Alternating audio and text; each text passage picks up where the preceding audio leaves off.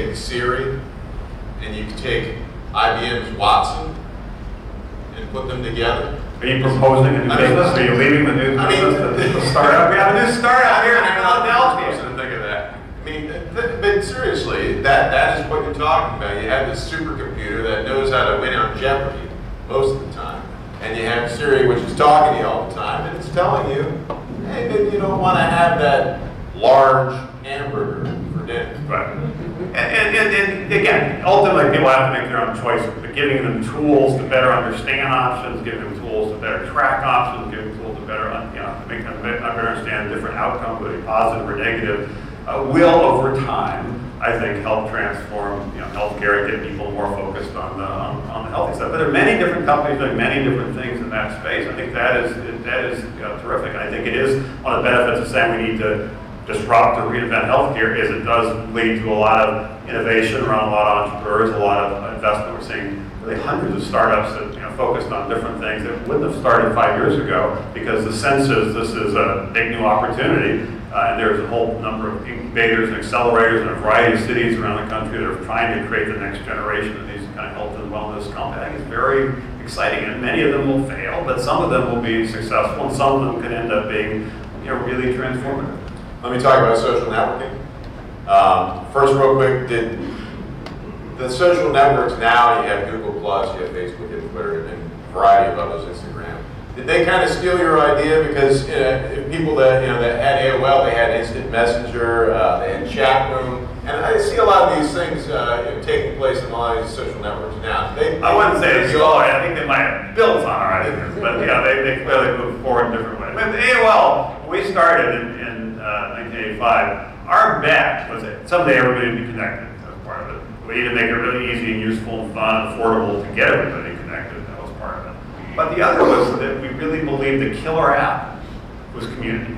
It's now called social media. We used to call it community. It's people interacting with each other. We always believed that was the key. It always was the majority of our use, whether it be instant messaging or chat rooms or bulletin board. We always thought that was the key driver and also almost the soul of the media. It's what really kind of brought it to life and gave it a certain humanity. So we always believed that was the key. We thought content was important. We thought commerce was important. There are a lot of things we thought were important, but the main event for us was community. So that was the bet. When we were competing, particularly in the early 1990s, with companies like CompuServe, their bet was more on content. There are many companies that were focused on commerce, like Prodigy, IBM, CBS, Sears joint venture was focused more on commerce. Our bet was on community. That's really one of the reasons we kind of broke out of the PACT. So I think what we did 20 years ago helped kind of get things going and obviously helped position AOL for at least for a while as the leader. And then a new wave of companies, which is the way it's supposed to happen, have entered the space building on some of those ideas. And it's great to see Mark Zuckerberg, when I first met him, it's now 5 years ago or something. Two things that I remember about it. One was I was looking at him and realized he wasn't even born when I got started in this business. It made me feel a little old. Was he wearing a hoodie? I think he probably was. And the second thing was he said, I just want to let you know, it's kind of like a little bit of an apology, I think, that I learned programming by hacking into the AOL system, particularly the messaging system. We actually had a bunch of really smart hackers. He apparently was one of them. He was quite proud of the fact. He was like 11 or 12 years old. He was like bringing us to our knees. But we're happy we helped give him the skill set that led to Facebook. And we're glad that he got that off his chest. Let's talk about Facebook. Among the other social networks, Facebook went public. And everyone knows what happened with the IPO and the stock price being much lower right now. And it seems like they have trouble making money when it comes to mobile, and that's where all the growth is. And it's because you have phones, most people do, that they're small compared to your desktop. And so it's hard to see the ads. For an investor's perspective, can you make money on mobile with social networking, and what are they doing right or wrong right now? No, I think you can, and I think they're on that trajectory. I have, I guess, a little bit different take. I completely agree with the case that said that the late stage private market was a little broken, and people making late stage, just part of the IPO investments, and a company like Facebook, in retrospect, were paying prices that were too high, number one. And number two, when they did go public, they did price it a little more aggressively than they should have. And the expectation was going to go up, and it went down, led to a lot of disappointment, and sort of a negative feeling around things. I look at it a little differently. Even though I think those were problems. The part of the Jobs Act they talked about, this on-ramps for IPOs, was designed to give companies a path to go public a little sooner, which there's a lot of reasons why that's a benefit. My take is 8 years ago, Mark Zuckerberg started his company in a dorm. 8 years later, it's got 1 million users, and it's worth $40 billion. And it was at one point worth $80 billion, and 80 is better than 40. But $40 billion when it didn't exist 8 years ago for a company that basically serves 1 billion users, I think that's pretty cool. I think that's a great success. The only reason it's negative is because the valuation got a little bit out of whack. But looking at the trajectory of the company, I'll invest in any company you can have that, 8 years later is worth $40 billion. That'd be awesome. So I think it was a huge success story, one of the great success stories of the last decade. It just got the IPO process, it didn't quite work the way obviously they anticipated. That shouldn't kind of discount the basic trajectory of that company, which has been awesome. How many friends do you have? I have a bunch of friends. I actually use Twitter now more than Facebook because I think I made the mistake a few years ago when probably not 5 years ago, that when I started using Facebook actively, that basically I said, I think they have a 5,000 They do, for personal. Which I hit like 4 years ago. And my theory of the case was if I have, I think it was 100 mutual friends, I'd accept you. But actually, most of the people on the Facebook actually don't know. And so it's not quite the way it was intended. So I use Twitter more now. I think it works better for me. But I think both are tremendous success stories. I'm on both, but I totally agree with you, and I tell people this all the time. Facebook is a coffee shop. Twitter is a newsfeed. And it forces you to be brief. Right. Because of the amount of characters that you can use. Let's talk about the internet. It's the Wild West still. Anything goes. It's relatively unorganized. Tell me if you disagree with any of these comments. And you have SOPA, which I'm sure all of you know was an effort to try and control things and protect brands like Disney, for instance, who owns my company. Do you foresee less democratic, more controlled, and more money-making machine for government and for business in the future for the internet? Well, I think it will continue to evolve. I actually think the government got this pretty right over the last 50 years. Just look at this, kind of the story of the internet. 50 years ago, the basic research the government funded, federal government funded, DARPA, basically created the internet. It wouldn't have existed without that. There were some defense reasons in terms of redundant systems that couldn't break down if there was a nuclear war. I mean, a bunch of defense reasons, kind of security reasons to drive it. But essentially, they put the investment in to make the core technologies workable.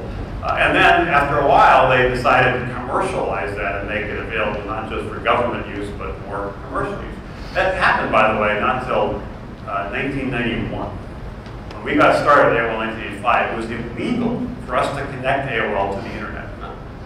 They really were kind of separate worlds. It sort of feels amazing to see how quickly that's developed. But they basically, once they commercialized it, they basically, for most of the past couple decades, it had kind of a hands-off, let the market figure it out kind of role. As it gets to be more of a force and starts impacting e-commerce, or there are issues implicated around privacy, particularly for kids or other kinds of things, then it's going to get more attention, and figuring out what the right policy should be on each of these things is tricky. And that's really now it's sort of shifted to more of that debate and saying, hands off, anything goes, doesn't seem as appropriate now that it is so well developed and so important, and there are some legitimate concerns.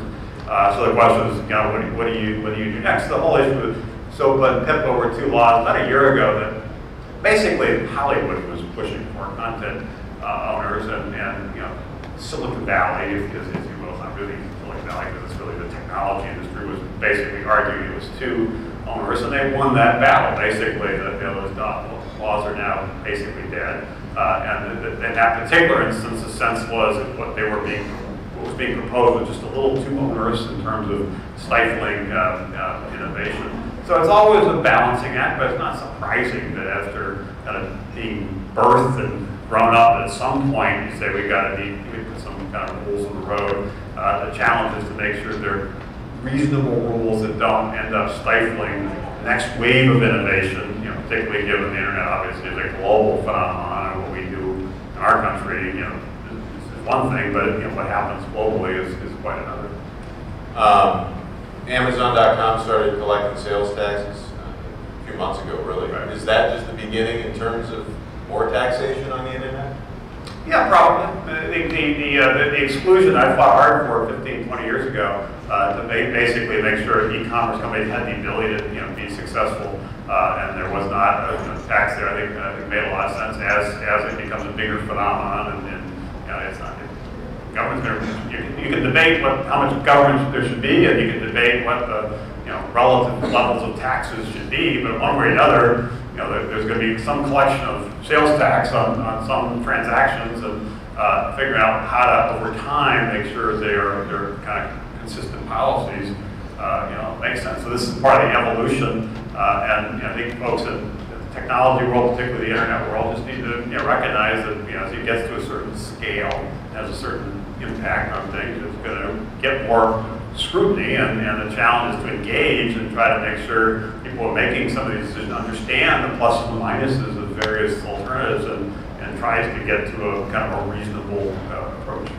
Revolution is invested in zip code, Right. which is where you can literally, you're a member, you just go outside and there's a car waiting for you, and you use it, and then it tells you when you can't use it anymore, and you leave it there, and someone else goes and gets it.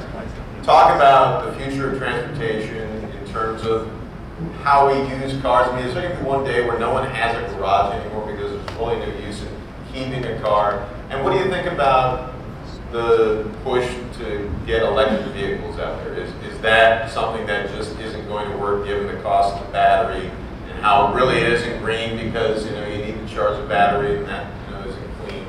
Well, I can't say I'm an expert in it, but I think hybrids, electric, and other kinds of technologies are becoming more popular. Prices are coming down. I think they are legitimate markets, and over time will have more market share. I do think in cities like in Philadelphia, for most people, particularly if they live and work in the city, it's kind of stupid to own a car. On average, people spend $1,000 a month. Use it less than 5% of the time. It's usually in a garage 23 hours a day. You just want to have it there in case you need it. And if there's another way to provide that instant, convenient access more affordably, more greener kind of way, that's going to get increasing levels of traction. And we're seeing that with Zip-Car and other companies doing different things around car sharing and other sorts of things. I think it's great to see. And more broadly, we were seeing in the last decade, particularly the last 5 years, the emergence of what we call the sharing economy. This is a generational thing. I think some people call it the millennial generation really is more focused on use and experience than they are ownership. And that's true with cars, but it's true with other assets. Well, we're also involved in a company called Swiss Resorts that a lot of people share vacation homes, things like that. So there's this idea of sharing instead of owning, when you can get almost all the benefits of ownership without all the cost and hassle. We think there's a big driver, and that's only possible across all these different businesses because of the internet. What makes Zip-Car possible is particularly mobile internet. I can pull out my phone and find a car that probably is a block away, book it, walk up to it, push a button, open the card opens, I go inside, you can drive away, and then return it. I can want for an hour or 3 hours, I can do it all, book it remotely, access it conveniently. And that's what makes it possible. It didn't make sense 20 years ago when the internet was not ubiquitous, and particularly you didn't have the internet in your pocket. So there are all kinds of different companies that are now being created based on that infrastructure being in place. Your wife, Jean, who is here as well, and you joined the Giving Pledge. Right. And this is the pledge that was started by Warren Buffett and Bill Gates, and you pledged to give the majority of your wealth away. Some people may think it's crazy, other people think it's great. Why did you do it? Well, we thought it was a good idea. We actually planned to give away the majority of our wealth anyway, so in that sense, it wasn't like we woke up one day and said, oh, maybe we should give away some of our wealth. We were planning. We started the Case Foundation 15 years ago, and we have done a number of things over the last 15 years. For us, the two things that drove it, there was some anxiety, to be honest, because it seemed like a public thing, and we were kind of more private, philanthropy kind of things. But the two things that ultimately led us to decide to join it, we were glad we did, was number one, we believe that we know, we've done it the hard way. Giving away money responsibly is hard, much harder than you think. And the ability to get people and have them share their experiences, what they did right, more importantly, what they did wrong, with another 7,500 people, we believe would make everybody's giving more impactful, more efficient, smarter. And so getting, the ability to gather these folks together and share ideas, and we've had a number of different gatherings to do that, I think has been really helpful. I think everybody is a little bit smarter, a little bit wiser, which means those dollars will go a little bit, maybe a lot further in terms of solving problems, which is what drives people to do it in the first place.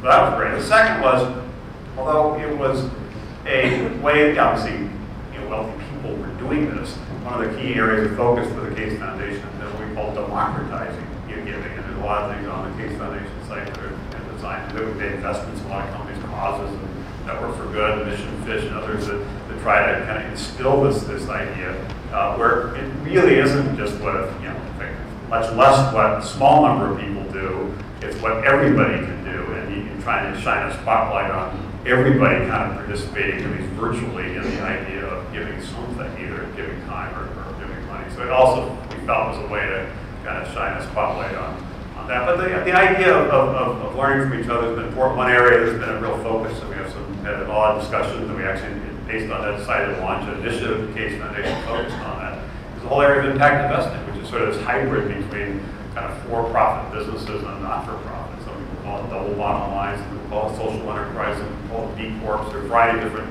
social impact laws in the UK. There are a variety of different things that are being experimented with. We think it's actually a really fertile area of it. It deserves some focus. It's complicated. There's some issues. There's some controversies. Some people like it. Some people don't like it.